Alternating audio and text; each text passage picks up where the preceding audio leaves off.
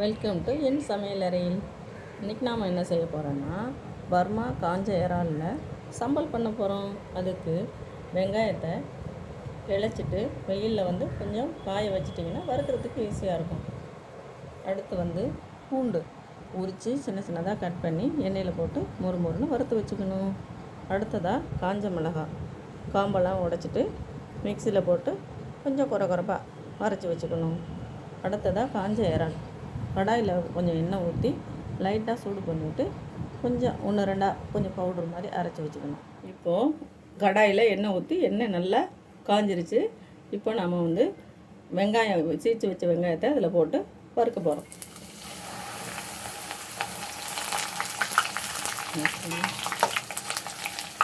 இப்போது காஞ்ச இறாலை இந்த கடாயில் கொஞ்சமாக எண்ணெய் ஊற்றி லைட்டாக வறுத்து எடுத்துக்கணும்.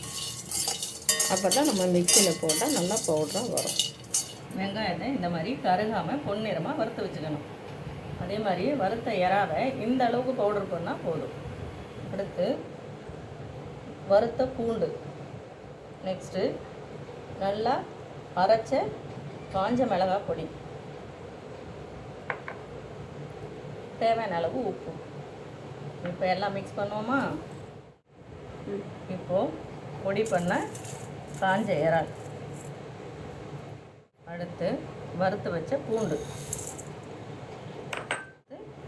அரைச்ச காஞ்ச மிளகாய் பொடி,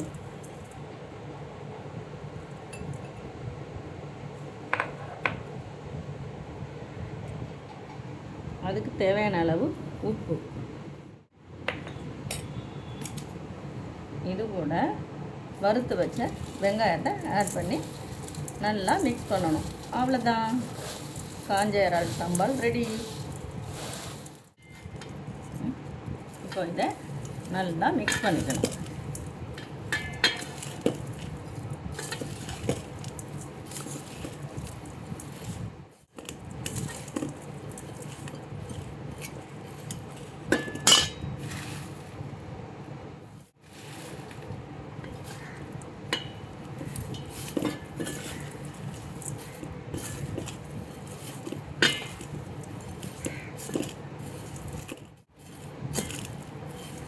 அவ்வளோதான், சம்பல் ரெடி.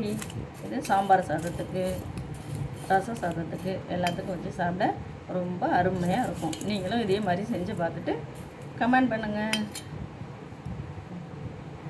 இப்போது பர்மா ஸ்பெஷல் காஞ்சரால் சம்பல் ரெடி.